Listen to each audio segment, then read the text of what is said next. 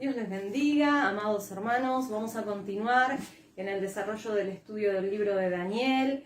Y bueno, seguimos estudiando en más detalle las 70 semanas, ¿sí? La profecía de las 70 semanas.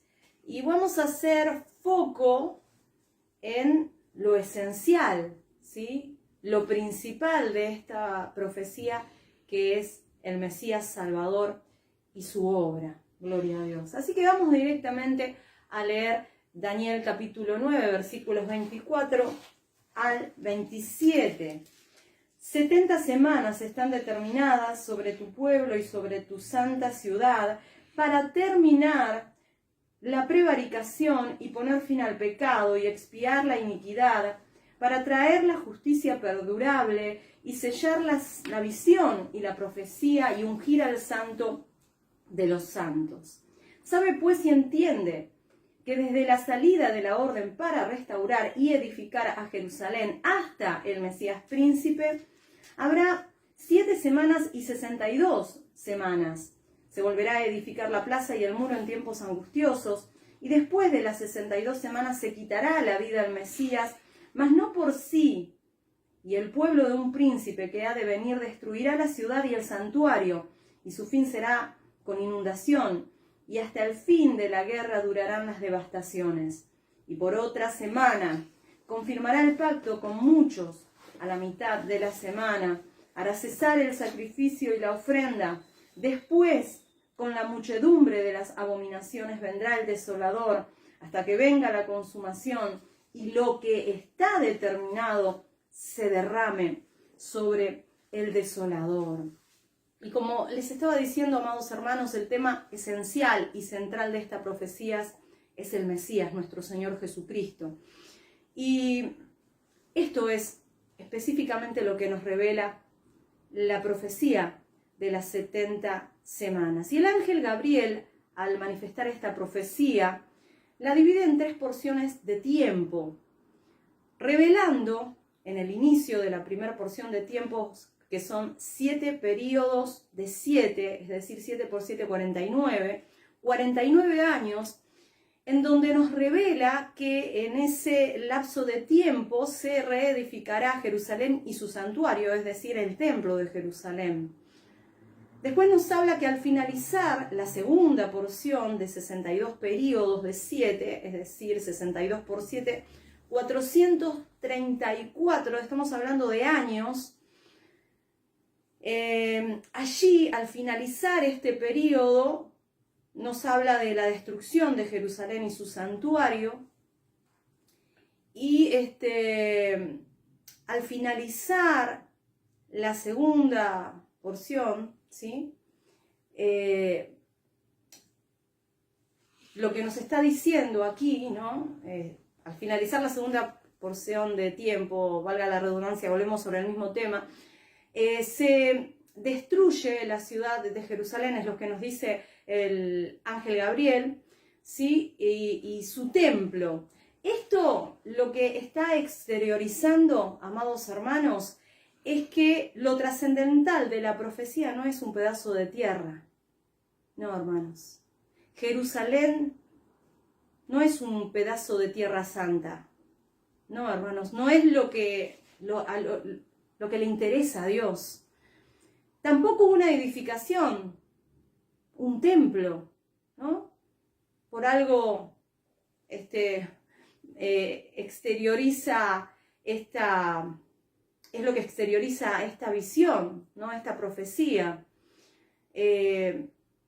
No es de importancia para Dios ni un pedazo de tierra, ni una edificación, sino que para el Mesías Salvador, nuestro Señor Jesucristo, lo que le interesa son las almas por las que Él ofrece su vida. Y en esa aparición, que es en su primer venida a esta tierra, Él inaugura su reino mesiánico en este mundo y realiza la obra redentora. Ahora estamos esperando la consumación de su reino, porque Él está reinando, pero hay otros reinos terrenales. Él está por supuesto, por encima de todo. Él es el soberano, lo dice el libro de Apocalipsis, soberano de los reyes de la tierra. Está por encima, pero llegará el momento de la consumación de su reino en su segunda venida, donde destruirá a todos los reinos terrenales y el único reino que permanecerá es el reino mesiánico, gloria a Dios. Bueno, entendiendo esto, estamos todavía en las dos primeras porciones de tiempo. Sabemos que nos resta una semana porque entre 7 periodos de 7 y 62 periodos de 7 nos da 69 periodos de 7, es decir, 69 semanas. Hasta aquí están las 69 semanas, ¿sí? Nos resta una semana más, 7 años, que son los últimos 7 años antes de la consumación del reino mesiánico, antes de la segunda venida de Cristo, antes de la destrucción de este mundo que hoy conocemos, junto con todas aquellas personas que le han dado las espaldas a Dios y todos los reinos terrenales que con tanta bestialidad y crueldad han gobernado este mundo. Bueno, volviendo a estos dos periodos de tiempo que nos revela el ángel Gabriel, vemos que Dios permitió que los judíos regresaran a su ciudad y reedificaran Jerusalén y el templo, pero los judíos llegaron a idolatrar de una manera asquerosa tanto el territorio como el templo, por lo que al finalizar la segunda porción de periodos de 7, Dios dejaría en claro que a él no le importaba un pedazo de tierra ni una edificación, sino, como bien lo dije, las personas. Por ellas, siendo Dios, se hizo hombre, habitó con ellos, murió por ellos, pagando la deuda por sus pecados. ¿Para qué? Para abrirle acceso a la salvación. Es así como al finalizar la semana 69 de esta profecía, luego de la obra expiatoria en la cruz, por amor a la humanidad, permitió que un gobernante destruyera la ciudad de Jerusalén y su santuario, es decir, su templo, algo que el mismo Señor lo profetizó en su primera venida en esta tierra, y esto lo dice Mateo, capítulo 24, Mateo capítulo 24, versículos 1 y 2. Cuando Jesús salió del templo y se iba, se acercaron sus discípulos para mostrarle los edificios del templo. Claro, ellos estaban enorgullecidos. Era la majestuosidad de este templo. Jesús, mira. Respondiendo él, le dijo: ¿ves todo esto? De cierto os digo que no quedará aquí piedra sobre piedra que no sea derribada. Y eso fue lo que sucedió al finalizar la semana 62 de esta profecía. El mismo Señor Jesucristo lo confirma, y la historia, por supuesto, porque estos dos periodos de tiempo que aquí señala el ángel Gabriel a Daniel, ya se cumplieron, hermanas. Nos resta una última semana en espera de cumplirse, gloria a Dios.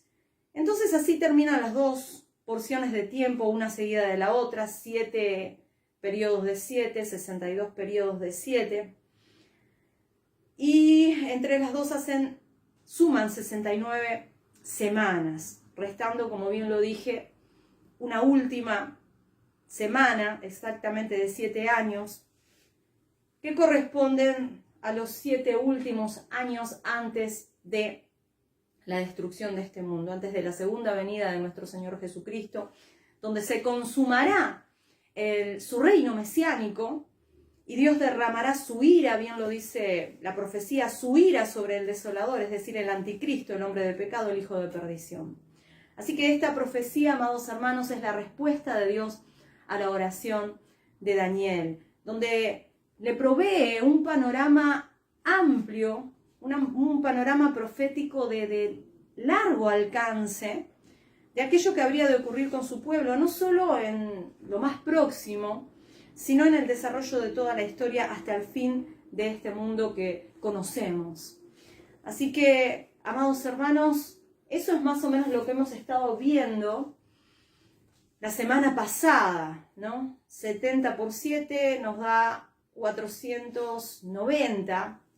Esto puede interpretarse 490 días o 490 años, pero según el contexto, no hay dudas de que son 490 años, porque 490 días no serían suficientes para cubrir los eventos comprendidos de esta profecía, por lo que no hay dudas de que está refiriéndose a 490 años, que comienzan a contarse desde el momento en que es emitido el decreto, la orden a favor de los judíos para la restauración de Jerusalén y su templo, ¿sí? Que ya lo hemos estudiado la semana pasada. Fueron 49 años porque hubo mucha oposición, fueron tiempos angustiosos, como bien lo profetizó el ángel Gabriel, porque, por supuesto, no querían que esa ciudad fuera edificada, que el templo fuera edificado, y bueno, duró 49 años todo este proceso para la restauración de la ciudad y del templo allí en Jerusalén.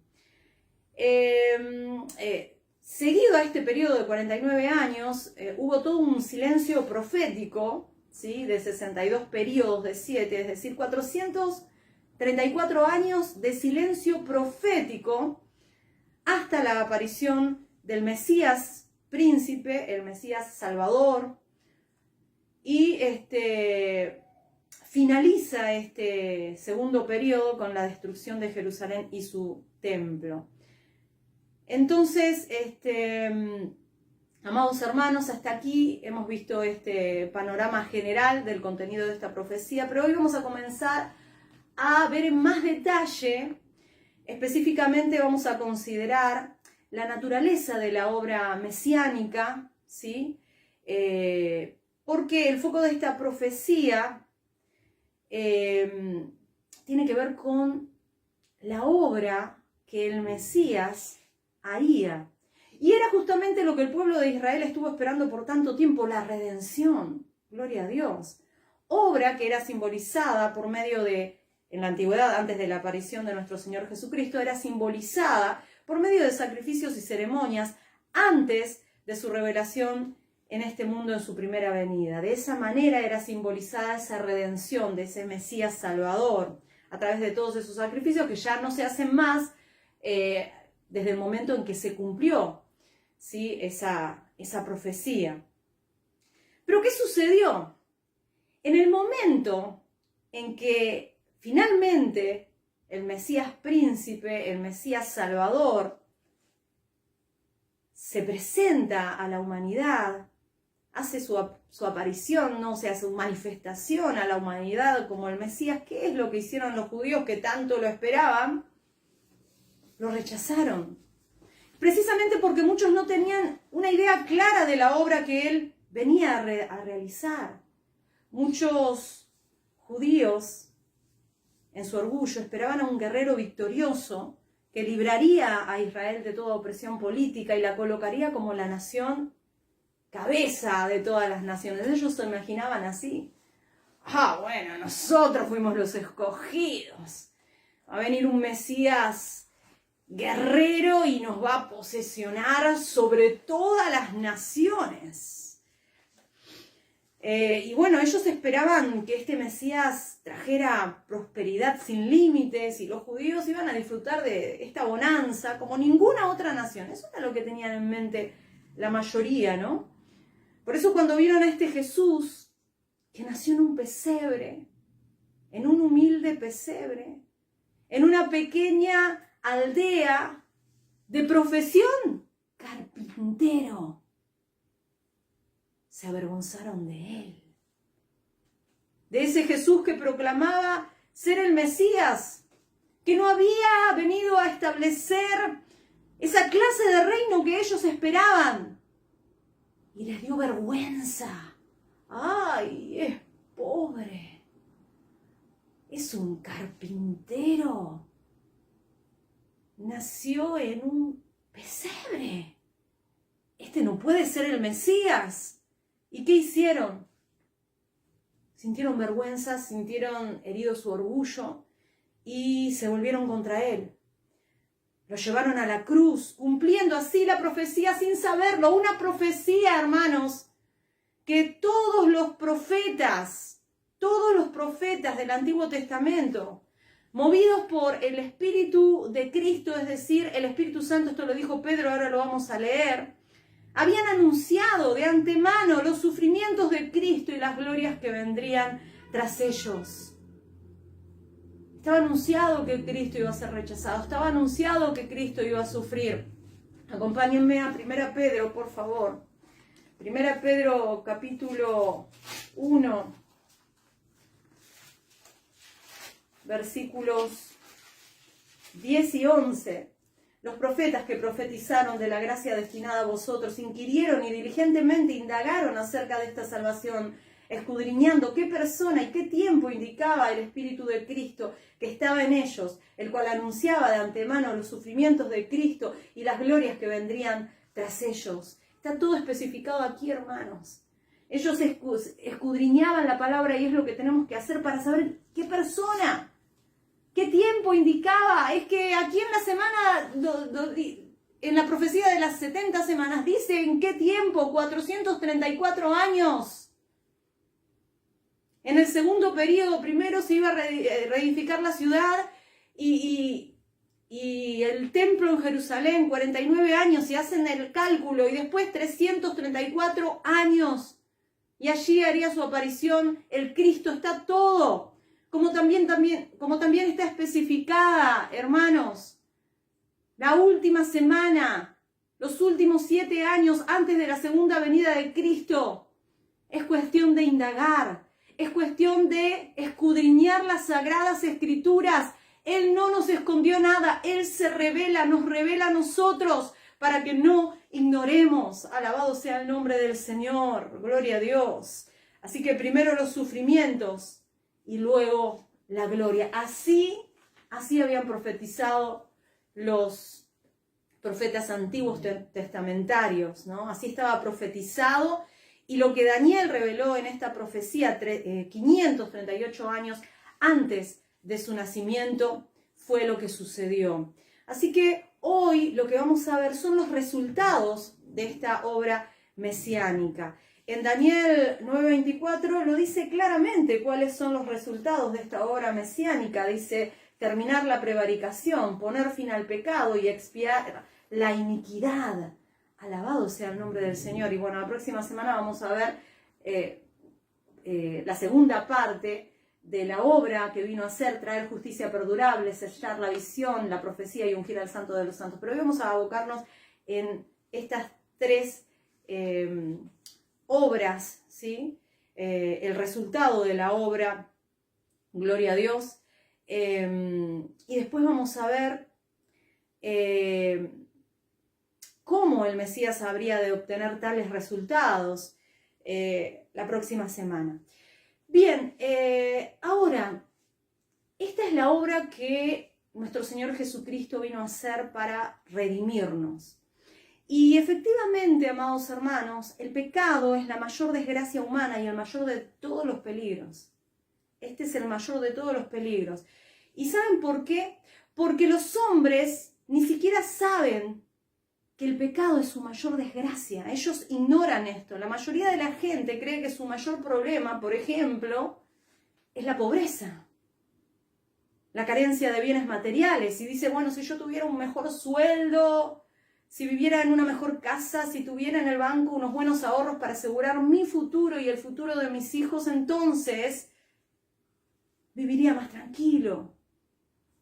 Eso es lo que piensan muchos, ¿no? Otros creen que su peor problema es la soledad. Si tuviera una esposa, un esposo, no me sentiría tan solo, tan sola. Alguien que me acompañara, podría vivir mejor. Otros, su mayor problema es efectivamente su esposo, su esposa. Mi matrimonio es una desgracia. No soy feliz, este matrimonio es la fuente de mi infelicidad. Lamentablemente, ¿no? Muchos creen que ese es su peor problema. Si estuviera soltero, si estuviera soltera sería feliz. Otros piensan que su peor problema es su salud. Si tuviera salud, podría vivir mejor, sería feliz. Cada cual dará una respuesta distinta, pero lo más probable es que no encontremos a ninguna persona que diga que su peor problema es su pecado. Es que no lo ven, no lo notan. Pero es el peor de todos los problemas, hermanos. El pecado es el peor de todos los problemas. Es un problema verdaderamente peligroso. No reconocer el pecado en nosotros, no ver objetivamente cuál es la raíz de nuestro mal. Aunque, hermanos, tenemos que admitir que, por supuesto, los problemas económicos son un problema, un matrimonio en desgracia es un problema, una salud débil y frágil es un problema. No es que quiera minimizar esos problemas, porque realmente son problemas, pero el principal problema del hombre es la maldad en su corazón. Es su pecado, hermanos. El principal problema del hombre es su impiedad, su rebeldía contra Dios. Ese es el peor de todos los problemas, hermanos. La infección del pecado en el corazón del hombre. El pecado, hermanos, hace separación con Dios. Hermanos, que es la fuente de todo bien. El pecado nos esclaviza. El pecado corrompe nuestra alma, oscurece nuestra visión, distorsiona el entendimiento. Si hay algo que debemos lamentar, si hay una plaga que debemos anhelar librarnos, es el pecado, hermanos. Por eso cuando Dios responde la oración de Daniel y le revela lo que habría de ocurrir con su pueblo en los años venideros, su tema principal fue la llegada del Mesías. Aquel que solucionaría el problema del pecado. El Mesías no vino a este mundo primariamente a dejarnos un buen ejemplo, aunque ciertamente nos dejó un ejemplo perfecto que nosotros podemos seguir, pero su obra principal no fue dejarnos un ejemplo. Su principal obra fue resolver un problema que solo Él podía resolver, el más grande de todos los problemas, el problema del pecado. Del pecado y de sus consecuencias, amados hermanos. No solo con el prójimo, sino con Dios. Y lo peor de todo es la falta de reconocimiento de la gravedad de ese pecado que nos agobia y que nos separa de Dios. Porque muchos piensan, bueno, mi estilo de vida no afecta a otros. Solo me daña a mí. Eso es lo que piensan muchos. Pero no importa cómo pienses, o cómo te sientas, o lo que sienten otros contigo. Lo único que importa es lo que piensa Dios, porque al final de cuentas, el que nos juzgará, el que será nuestro juez, es Dios. Por eso es que tenemos que interesarnos, hermanos, y tenemos que entender que debemos librarnos de la esclavitud del pecado que acarrea condenación, hermanos. Ese es el peor de todos nuestros problemas. Hermanos, eso es lo peor de todo. ¿Sabe que el pecado trae consecuencias sociales devastadoras? Pero aunque nos encontremos solos en un desierto y que pensemos, bueno, esto no afecta a nadie, sino solamente a mí, hermanos, ¿sabes qué? Aunque te encuentres solo, sigues con un problema terrible en tu vida si no eres libre de la esclavitud del pecado, porque el pecado se trata de una ofensa contra Dios. El pecado es un desafío a su autoridad, es un enfrentamiento contra el Todopoderoso, es una horrible manifestación de ingratitud contra la bondad y el amor de Dios, que es aquel que hace salir su sol sobre buenos y malos, que es aquel que hace llover sobre justos e injustos. Entonces el pecado no es algo que Dios trate con ligereza, hermanos. Su justicia no le permite permanecer indiferente ante el pecado del hombre. Pero la buena noticia del Evangelio, amados hermanos, es que nuestro Dios, en su amor y en su misericordia, proveyó la solución perfecta al problema del pecado, dejando intacta su justicia. Y eso es algo verdaderamente maravilloso, hermanos.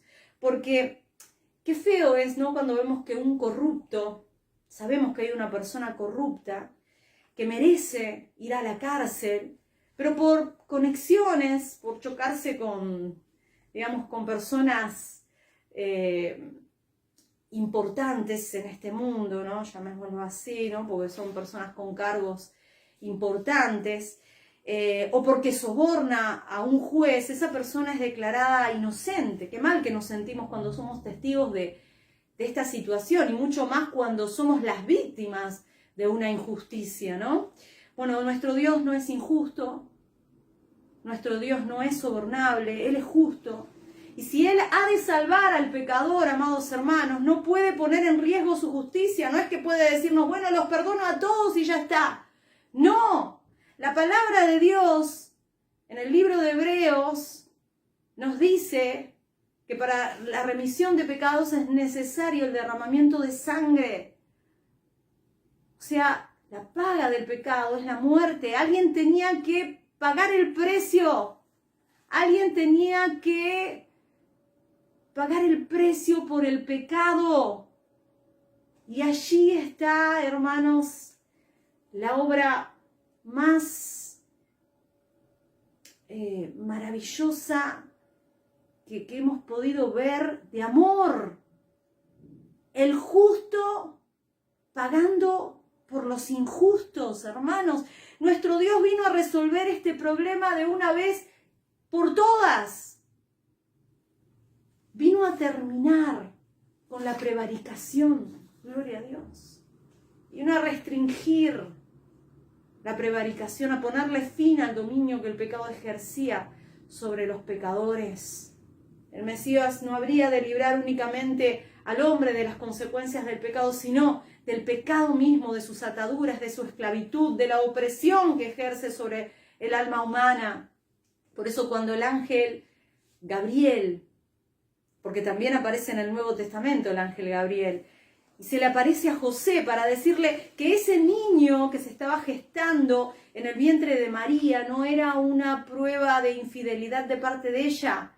El ángel le dice, no temas en recibir a María como tu mujer, porque lo que está engendrado del Espíritu Santo es, y llamarás su nombre Jesús, porque Él salvará a su pueblo de sus pecados. Esa era la obra que venía a hacer el Mesías, gloria a Dios, era lo que estaba anunciándole el ángel Gabriel a Daniel, 538 años antes de que sucediera. Alabado sea el nombre del Señor. Y esa profecía se cumplió, y las que restan se cumplirán también, hermanos, porque Dios no es hombre para mentir, ni hijo de hombre para arrepentirse de las promesas que Él hace.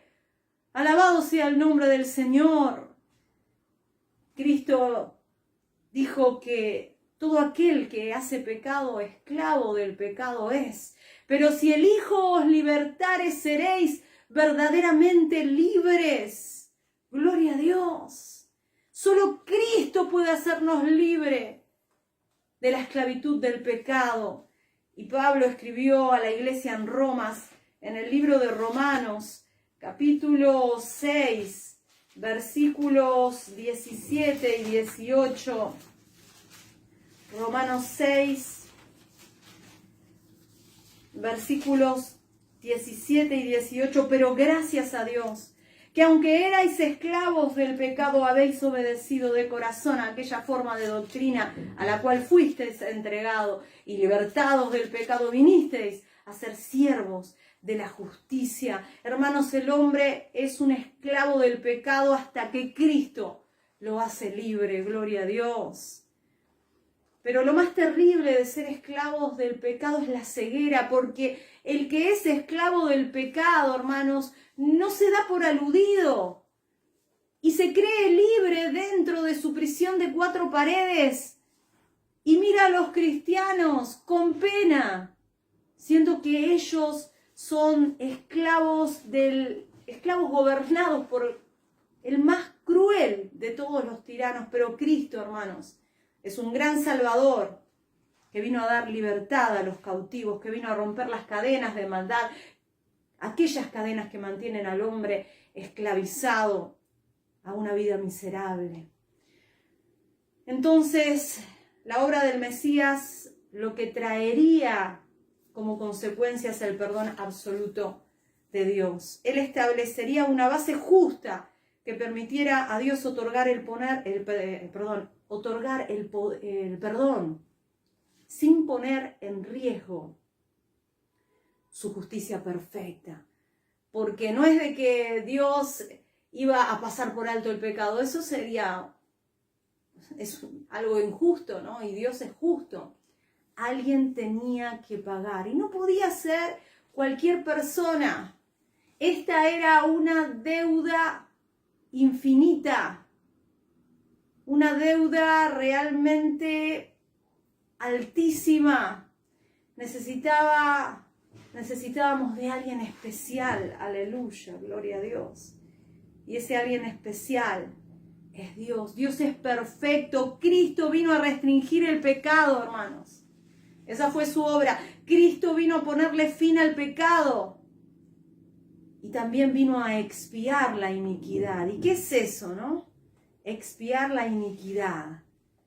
El Mesías voluntariamente asumió la posición del pecador y recibió sobre sí el castigo que el pecador merecía por sus pecados. Eso es expiar. Se puso en nuestro lugar. Gloria a Dios. Y bueno, este es el mensaje que se proclama desde el principio a través de los sacrificios y las ceremonias en donde se ofrecía un animal, ¿no? Como expiación, ¿no? En el lugar de nosotros. Y eso era lo que señalaba ese momento tan esperado, ¿no? Pero cuando hizo su aparición como ese Mesías Salvador, que se iba a ofrecer como un cordero, se iba a inmolar por nosotros, se iba a poner en nuestro lugar, muchos no lo vieron, porque tenían una imagen distorsionada de ese Mesías, no entendieron nada. Pero qué maravilloso es poder dejarnos, hermanos, guiar por el Espíritu Santo, que Él nos revela la verdad. Qué maravilloso es poder entender que es tan importante venir a su palabra. Su palabra nos da vida, su palabra es nuestra guía, su palabra nos santifica, su palabra nos transforma, hermanos. Pero hoy en día, bueno, quieren adicionar cosas porque la gente se aburre, ¿no? Así dicen muchos. Y si no, no vamos a tener jóvenes en la iglesia. Es que no se trata de cambiar el mensaje es poderoso. Y ese mensaje transforma a niños, jóvenes, adultos, ancianos. No necesita aditivos este mensaje. Dios es el mismo de ayer, hoy y siempre. Y su palabra es poderosa. Y nosotros no podemos agregar ni quitar. Hermanos, tenemos que ser puros respecto a la predicación del Evangelio. Nosotros no debemos adulterar, no debemos quitar, no debemos agregar. Debemos alcanzar este mensaje puro, sin diluir. Gloria a Dios. Así que el Señor vino a dejar satisfecha esa sentencia que pesaba sobre nosotros y se puso en nuestro lugar. Gloria a Dios. Miren lo que dice el libro de Isaías, si me acompañan por favor, Isaías 53:5. Isaías 53:5. Mas el herido fue por nuestras rebeliones, molido por nuestros pecados, el castigo de nuestra paz fue sobre él y por su llaga fuimos nosotros curados. El castigo que él recibió, que fue necesario que él recibiera. ¿Por qué fue necesario que él recibiera? Para que nosotros pudiésemos tener paz con Dios. Había una enemistad que había sido creada por el pecado. El pecado hace separación entre Dios y los hombres. Entonces, para que nosotros tuviésemos paz con Dios, el castigo fue derramado sobre el Mesías Salvador. Él fue aquel que sustituyó al pecador y que recibió las consecuencias, hermanos. Isaías 53:6, todos nosotros nos descarriamos como ovejas, cada cual se apartó por su camino, mas Jehová cargó en él el pecado de todos nosotros. Hermanos, hubo alguien que fue castigado por nosotros, por culpa nuestra. Dios puso como propiciación a su Hijo. Él recibió sobre sí el castigo que nosotros merecíamos por nuestros pecados. Y lo hizo voluntariamente. Él quiso hacerlo por amor a nosotros, gloria a Dios. Y de ese modo la justicia divina quedó plenamente satisfecha, porque la sentencia promulgada contra el pecado en el tribunal de Dios fue cumplida y fue aplicada. Entonces, resumiendo lo que hemos visto hasta aquí, lo que hemos estado diciendo es que el pecado plantea una dificultad enorme a la raza humana. El hombre es un esclavo que necesita ser liberado, un pecador culpable que necesita ser perdonado y reconciliado, y ninguna de estas cosas podían ser posibles a menos que el pecado fuese expiado, es decir, purificado, ¿no? Purgado. Y eso es lo que precisamente vino a hacer el Mesías. Vino a dar libertad a los cautivos, a establecer la base de la reconciliación con Dios. ¿Cómo? Sustituyendo a los pecadores y recibiendo sobre sí el castigo que nosotros, hermanos, merecíamos. Así que resolver el problema del pecado significa un costo tan alto, hermanos, tan alto para el Mesías, que es imposible cuantificar. Había una deuda infinita que alguien debía pagarla. Pero ese alguien tenía que ser alguien muy especial. No podía tener cuentas pendientes. Ese alguien debía ser de un valor infinito. Evidentemente, este alguien que debía morir en nuestro lugar, en lugar del pecador, que debía sustituir al pecador, tenía que ser muy especial, tenía que ser sin pecado, tenía que ser perfecto, sin deudas pendientes con Dios. Este alguien debía tener intrínsecamente un valor infinito, porque habría de morir por una deuda infinita. Y el problema que se planteaba es que el único que tenía tales características era Dios. Es Dios, hermanos. Solo Dios es perfecto en santidad. Solo Dios posee en sí mismo un valor infinito. Por eso, para poder expiar el pecado, para poder salvar a los pecadores, este Dios, hermanos, escuchan bien, que no puede morir porque es Dios, se hizo hombre. Se encarnó como hombre para poder morir por nosotros. Asumió la naturaleza humana, semejante en todo con la nuestra, pero sin pecado. Gloria a Dios. Alabado sea el nombre del Señor. Y así pudo sustituir al hombre en la cruz. El Mesías debía morir o no habría salvación. Y Él estuvo dispuesto. ¿Cómo no amar a un Dios tan grande como el nuestro? En Daniel 9:26 dice, y después de las 62 semanas se quitará la vida del Mesías. Es algo que estaba profetizado y sucedió, hermanos. Dice, se quitará, es decir, se cortará la vida del Mesías para dar a entender que no sería una muerte apacible, sino una violenta muerte. La salvación de los pecadores. Esa fue la muerte que nos hizo a nosotros libre de esta deuda infinita, hermanos. Él fue a la cruz siendo inocente para que pecadores culpables sean absueltos. ¿Cómo no servirle? ¿Cómo no amarle? ¿Cómo no ponerlo como prioridad antes que a nuestros padres, a nuestros cónyuges, a nuestros hijos? Porque aquel que ama más a padre, a madre, a hijos, a esposos, más que a mí, no es digno de ser mi discípulo. Eso no quiere decir que nosotros debemos odiar, pero la prioridad debe ser Dios. Si nosotros ponemos como prioridad a Dios, Él se ocupa de todas aquellas personas a las que amamos. Pero si nosotros nos olvidamos de Dios, vamos a ser marionetas de Satanás, vamos a estar esclavizados a un cruel amo que nos va a llevar a la destrucción, hermanos. Entonces, es imposible, hermanos, cuantificar el costo de nuestra salvación, el costo de la encarnación de Dios.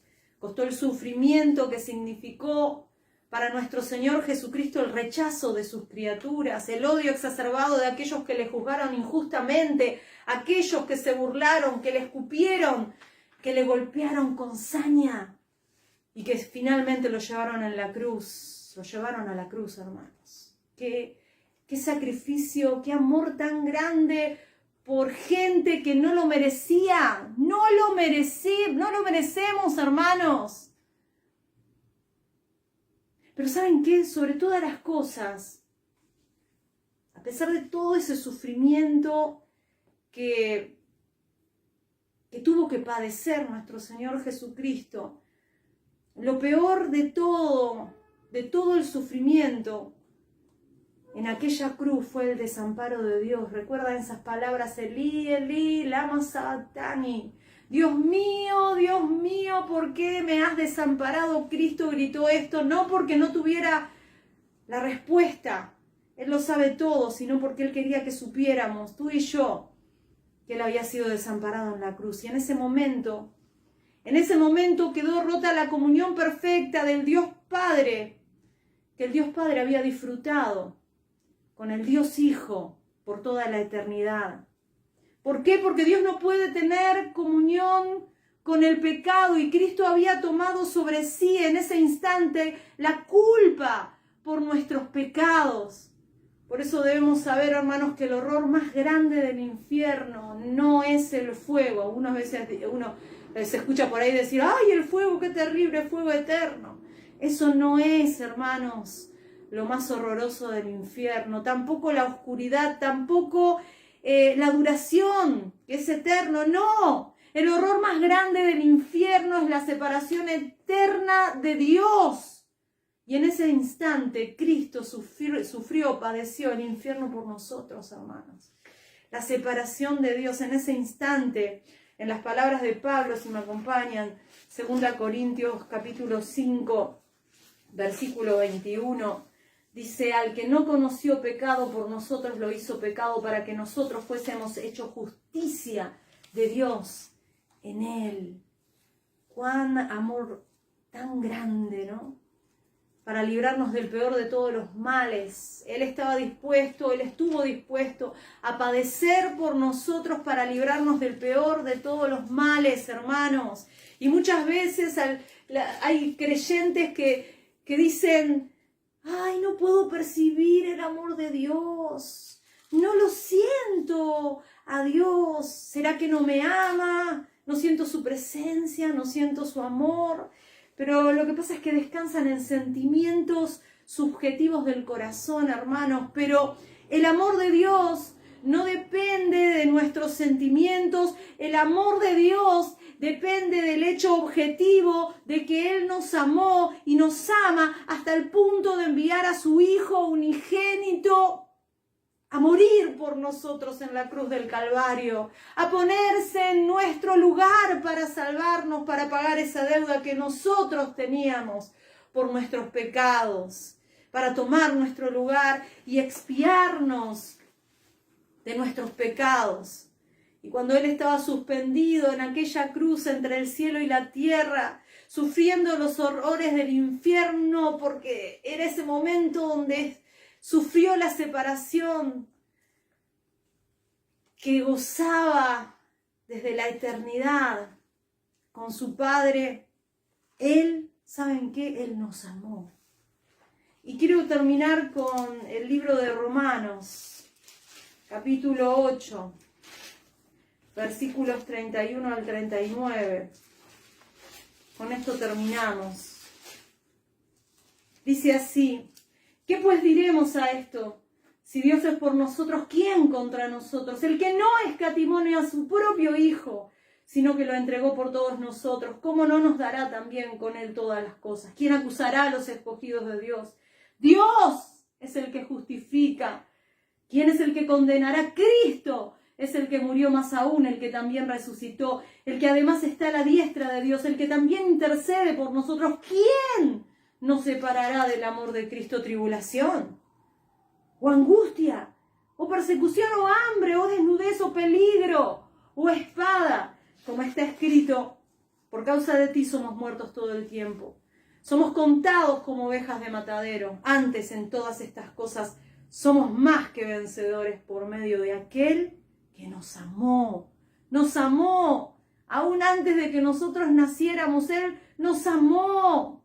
Por lo cual estoy seguro de que ni la muerte ni la vida, ni ángeles ni principados, ni potestades, ni lo presente ni lo porvenir, ni lo alto ni lo profundo, ni ninguna otra cosa creada nos podrá separar del amor de Dios, que es en Cristo Jesús, Señor nuestro.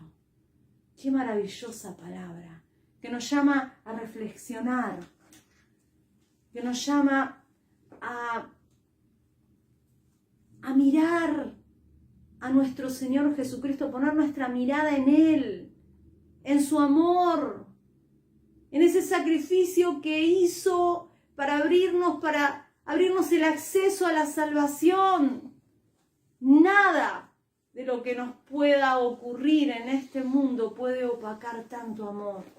Por eso, hermanos, sigan acompañándome en cada uno de estos estudios y sigamos creciendo y capacitándonos para transmitir este mensaje a otros y que otros también puedan ser salvos. El Señor los bendiga.